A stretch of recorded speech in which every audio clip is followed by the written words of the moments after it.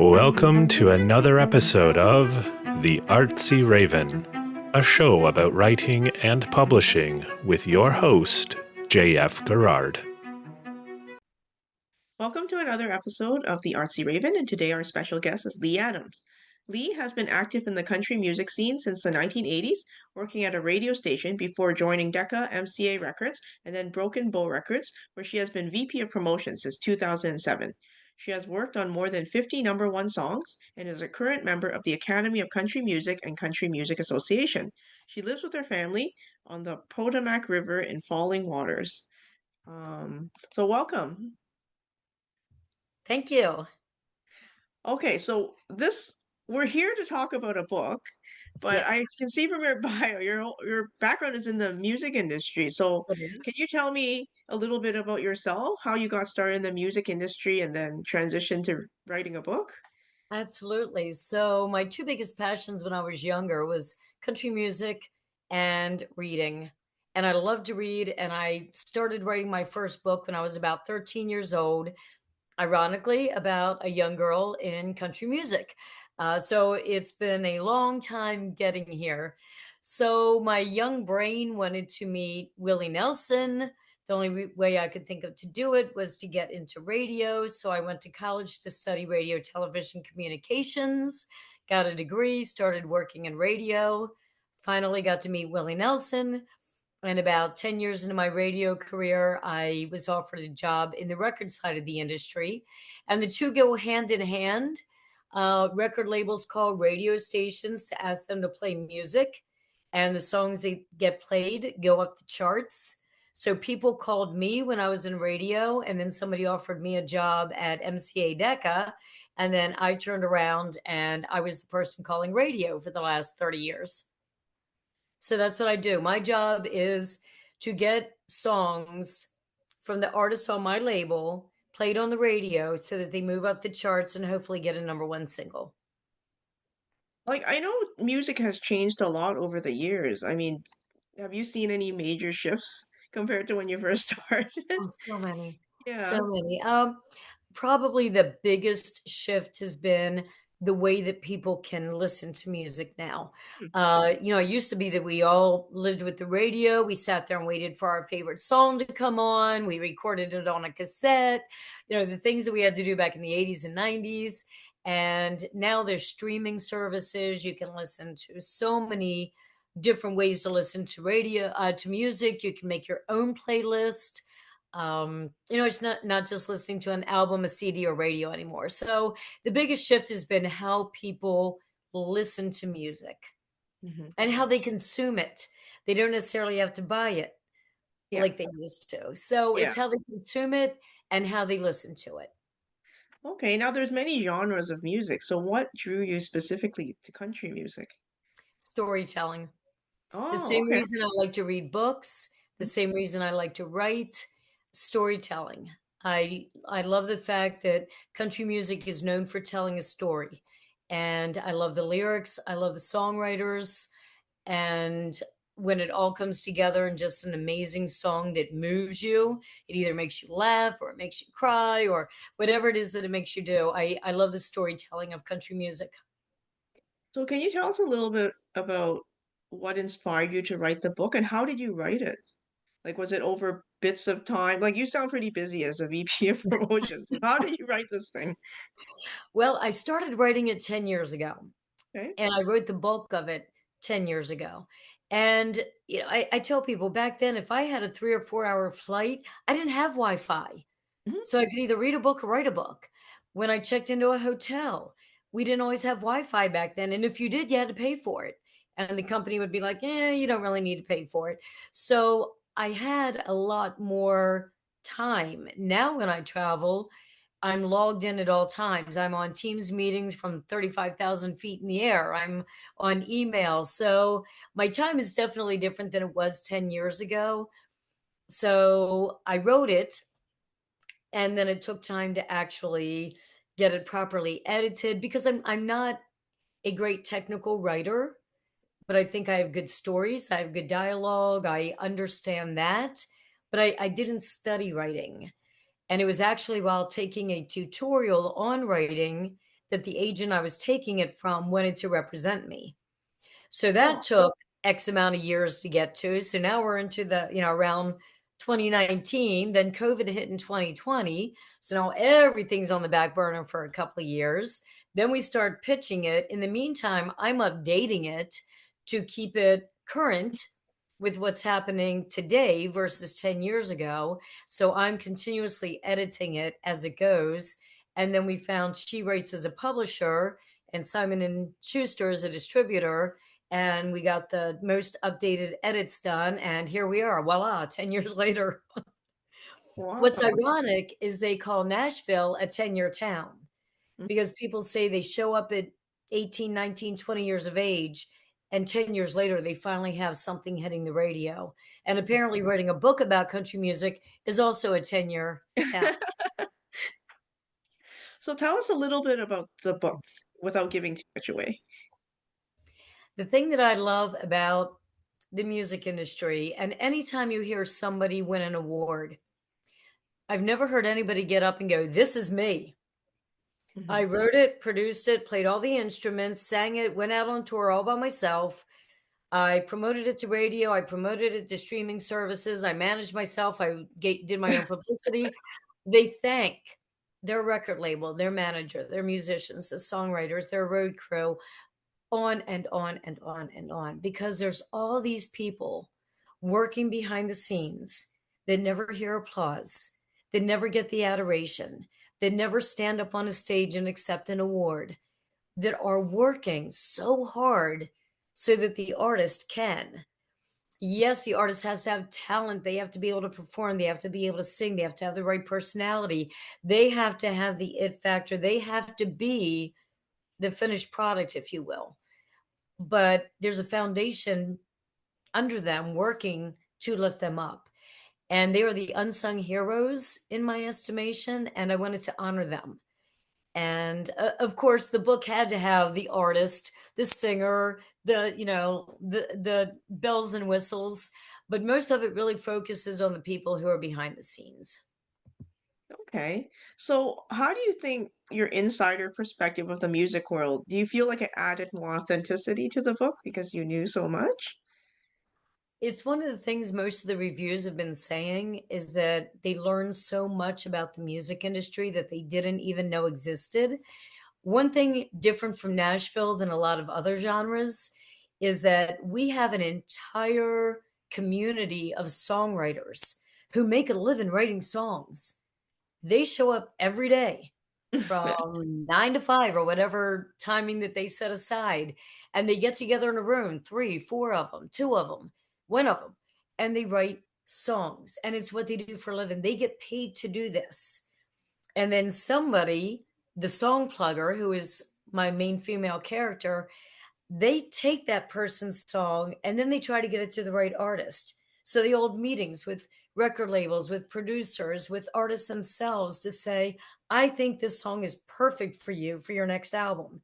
So we always have a list. They always have a list of these are the people that are starting to cut for a new album. Do you have any songs for them? And it starts this process of listening to hundreds of songs to narrow it down. A lot of singers also write their own music, but they Mhm. listen to outside music. That's very different for our genre. So it's something I wanted people to know is that we have this amazing creative group of people. And then we have the worker bees who work with those creative people to try to get them a hit song with an artist.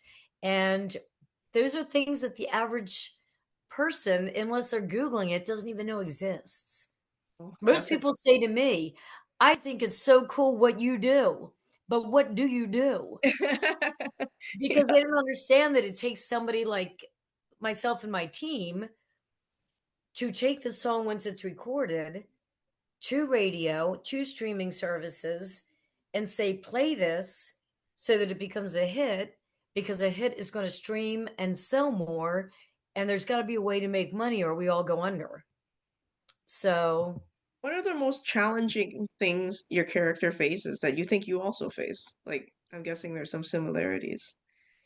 the similarities is that a song plugger kind of does what I do, just in a different division. Their job is to take a finished product and get somebody to record it. My job is to take a recorded finished project and get people to play it. So we're in that middle ground of, nobody wants to be told that their prized possession is ugly, if you will, or Mhm. isn't good enough. And I know from multiple rejection letters before getting a lot of very, very nice reviews and nice people like yourself willing to talk to me, that art gets a lot of critique. Mhm. And I feel like I have a better feel right now for what my artists go through when they put out their first album, that, wow, I am putting myself out there. And most of them are in their 20s. I'm 60. I just can't even imagine doing this 40 years ago when I didn't have the thick skin that I have gained after all these years of living. So it's the realizing that you're going to get turned down a lot before you hear a yes. And so song pluggers hear that as well as record promoters. I think also my main character is an introvert, as am I. And it's hard to be in an industry that's on all the time when you're the introverted person. But you learn Mhm. how to Yeah. do it. Your passion for the product, the music makes you overcome that and do the job. One thing that she goes through that I've seen a lot of people go through, but in my day and age, we didn't go through it, and nobody's, coming after me at my age, but the online willingness of people to make negative comments Oh yeah, you're behind a bothers mask. me. Yeah. Yes, and because she ends up befriending the singer and ends up being his date, if you will, his plus one more than a date, to an award show, and suddenly her face is splashed all over everywhere, and people are like, "Why is he with her? She's a four, she's a two, her thighs are too big, her clothing is too ugly, whatever it is." She goes through a lot of that, and here's a behind the scenes person who's never gone through this kind of thing, and she's having to navigate strangers being mean to her for no reason, for having a friendship with the singer. But then she ends up in a little bit of a love triangle, and she starts to see herself differently. She starts to see her self-worth. Her friends, of course, have always seen her self-worth. So it's kind of that too. And I see a lot of that go on, not only in our industry, but everywhere. I mean, the things teenagers have to hear online is Yeah, I horrible. wouldn't want to be a teenager these days. No, no, and, so I wanted to acknowledge that we don't have to be mean to each other Mhm. ever, but especially in a public forum. Yeah. So it has a little bit of meat to it, and a little bit of a romantic triangle, and a lot of behind the scenes music stuff. Now, were there any stereotypes or misconceptions about country music or musicians that you want to discuss in the book at all? I really don't, other than, and they're getting better about it, but country music is like, the opposite of pop, in that pop tends to have huge female singers. Most of your biggest That's pop true. artists are females. Country is the exact opposite. It's very hard to break a female through to superstardom.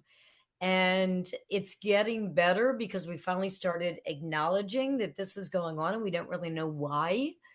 But that is probably one of the biggest stereotypes, is that we just struggle to get females through to the degree that we get male artists through. Otherwise, I mean, people always want to say, "Oh, it's too twangy. I don't need to be around hay bales," and it's like we've evolved. But I love Willie Nelson, so I don't mind twang. Yeah. So Now, are there any plans to write more books, but would it be still about country music, or do you want to write about something else next? I I have 10 of them in my head at all times. Like you said, time is not Mhm. exactly on my side right now, but I'm trying to make time. I'm trying to make it more of a priority. I never thought the first book would see the light of day. So while I've started writing a bunch of other ones, it wasn't really a priority. But now that I'm actually getting nice reviews and people are going, "Oh, I hope she has something more." I'm like, "Really? Well, Okay." it's just like it's easy to consume, right? I don't think people realize how much time it takes to write the damn book, so It takes a lot of time, and even more time than writing it is the editing, and I hate the editing process. yeah. I've never run a marathon, and probably the reason is I don't wanna train for it, I would just wanna run it, and I'm the same way with a book. I don't mind writing it, but don't ask me to go back and edit it 8 times. Yeah, And I have to, true. and that is so laborious for me. That is the hard part for me, and because I'm not a trained writer, when the editor gets a hold of it, they're kind of like, "Oh, wow, this has potential, but you don't have an arc in this chapter." I'm like, "What's an arc?" So I mean, for me, it's such a learning process. I have a degree in radio, television. I'm a record promoter. I'm not a writer. I just I'm a storyteller. So yes, to answer your question, I don't know if I would set it in the industry in the same way, but they say write what you know. It tends to come out best. And a lot of the authors I like tend to write similar themed books. So it would probably be similar themed. Yeah. Okay. Now, I'm just curious because you know how on Spotify you can make playlists? Have you Yeah. made a playlist for your book? I haven't. I Okay, just haven't. curious. Yeah. That is a beautiful idea. I love that you asked me that because I haven't. I don't know, maybe at some point in time, if I actually get more than the 22 people in my family and my, 20 high school friends to buy and read the book, and anybody responds to it, I might say, "What song would you put with each chapter?" And maybe I'll create one. That's a lovely idea. Or get somebody who's better at that than me. Um, as much as I'm entrenched in the music industry, I think I sometimes hear songs differently than other people do. They'll tell Yeah. me what they took from the song, and I'll be like, "Really? Okay." So maybe get somebody who's a little bit better at that than I am. All right, Lise, you're going to do a bit of a reading for us. So why don't you tell us what you're reading and then start reading? Absolutely. So this is my book, Love on Tour. It just recently came out, and I really appreciate you letting me do a reading. It's about country music. It's about the country music industry. Even though it's set in country music, it's more about relationships, it's about friendships, it's about life on tour, which could pretty much be any genre, and it's got a bit of a love triangle in it. So I will go ahead and read chapter number 1. Christine stood on the corner of Broadway and 3rd Street in downtown Nashville, group texting her friends. New York wasn't the only place where neon lights were bright on Broadway. Music City had grown into a mega tourist attraction with flashing signs advertising various bars and grills owned by country music's finest artists, along with trinket shops and boot stores. She stood outside Miranda Lambert's Casa Rosa bar, smelling the tacos and wishing she had time for a quick bite. But she was running behind and needed to focus. The CMT Awards would be starting soon, and her friends were holding her ticket. Finding them trumped getting tacos. She wrote to her friends, "Driver was 20 minutes late, but I'm here at our meeting place. Where are you?" Her friends Juliana and Phoebe didn't reply. She called, no answer. She texted again, "Doors are closing in 10. I don't want to miss the awards. Are you getting my texts?" This was an important word show for Christine. The year before, she had pitched a song to a rising artist, and now the song was up for a video award. This was the first time Christine had placed a song that reached number 1 on the charts and was nominated for an award. She looked down the street, the arena where the ceremony was about to take place. Amidst the throng of looky-loos was a hint of the red carpet where A-list artists made their way inside. A blonde head poked out of a limo, followed by the most amazing set of legs in country music. The blonde reached for a man's hand. Carrie Underwood had arrived. The tall man, who had dark hair and a megawatt smile, laughed as he leaned into the woman beside him. It was Luke Bryan himself, the host of the show. Who else had that smile? Christine looked down at her phone. Still nothing. I'm walking toward the door. Please meet me outside with my ticket, she texted. Her eyes darted left and right, searching for the crowd, for a familiar face. The streets were closed off near the venue, forcing ticket holders to walk the last few blocks. Women balanced on 6-inch heels, hanging on to their dates, while men reached for their necks to loosen their ties ever so slightly. This blue-collar town had put on its glamour face for one of the biggest award shows in country music. Her friends were not amongst the crowd. Her text alert chimed with a message from Juliana, her best friend. Hurry, Christine. We're at the front door convincing the guard not to lock it. Run, you can make it. Christine knew it would be close. The doors closed 30 minutes before showtime, and she was pushing it. She was always prompt and had ordered her Uber the night before. She should have had plenty of time to spare. But the best laid plans didn't always work when you factored in the nightmare of Nashville traffic. A group of young women cruised by on a pedal tavern. Their t-shirts screamed of a bachelorette party. They waved and raised their glasses, hooting and hollering. Christine guessed it wasn't their first drink of the evening. Christine's heel broke as she ran toward the venue, causing her ankle to twist and her leg to buckle. Her body did an ungraceful slow-motion twist downward, leaving her sprawled half on the sidewalk and half on the street. Asphalt burns on the palm of her hands. She grabbed her ankle and winced with pain. Her phone chimed with an incoming text from Juliana. I'm so sorry, my friend. The guard locked the door. They made us go to our seats. No, it came out as a pained cry. Tears flowed, causing mascara to run down her face as she lay half in the street.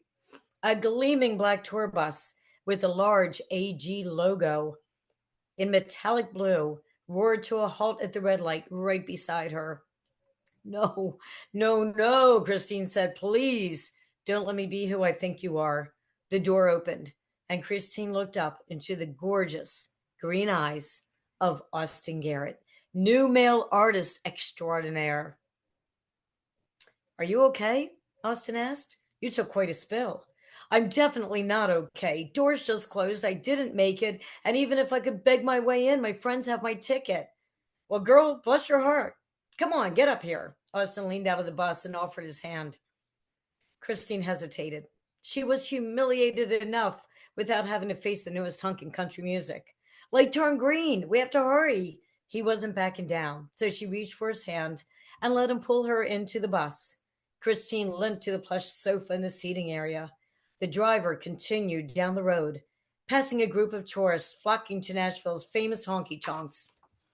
The bus passed the main arena doors, and Christine grimaced, knowing her friends were safely inside, and she had missed her opportunity to be with them. The bus pulled around to the back of the arena. Don't I know you? Austin asked. You work at Hit Songs Publishing. Christine's head shot up. You know where I work? You were in my song meeting a year ago, Austin said. You remember that? No offense, but you look like you were stoned. Well, that's a good cover. Most people think I'm a dumb singer. I'm actually pretty smart. He smiled at her. Then why the dumb act? You'd be amazed at what people say in front of you when they think you don't understand them, he said. She said, I bet the executives often have bigger egos than the artists. You speak the truth, he said. You're the plugger who found my last song, right? Promises to me. Christine had always disliked the term song plugger. There had to be a better way to define a job where a person was the liaison between songwriters and artists, matching the perfect pen tune to someone who could sing it. Yes, that was one of the best meetings I've ever been in, Christine said. Why's that? Austin asked. Because I knew I had the right song for you. I could feel it. And I knew I could sell you on it if just given the chance. My job rides on me finding the perfect song for an artist. That's a lot of pressure. But when you know, you just know. You had the only song I liked, he said. I remember listening to it, envisioning myself singing it. I had to have it.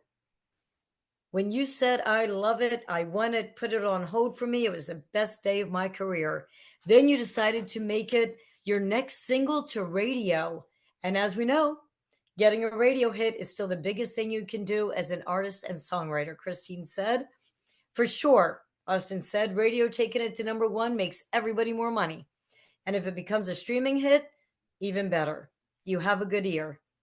I've always had a knack for it. I'm glad you think so, Christine said. I told my producer, that chick Kristen was the only person in the room who really got me. Christine, she said. Huh? It's Christine, not Kristen. Right. I tell you what, if I win Breakthrough Video of the Year, I thank you from the stage, Austin said, giving her a thumbs up. Unfortunately, I won't be there to see it. I'll be in an Uber on my way home. She frowned. I forgot. You don't have a ticket. He reached into his pocket, produced 2 tickets. And I don't have a date. He wiggled his eyebrows and grinned. Christine choked. Right, you don't have a date. I don't. My sister was going to come with me, but her flight out of San Jose was delayed. I have a ticket. You need a ticket, and we have 15 minutes until showtime.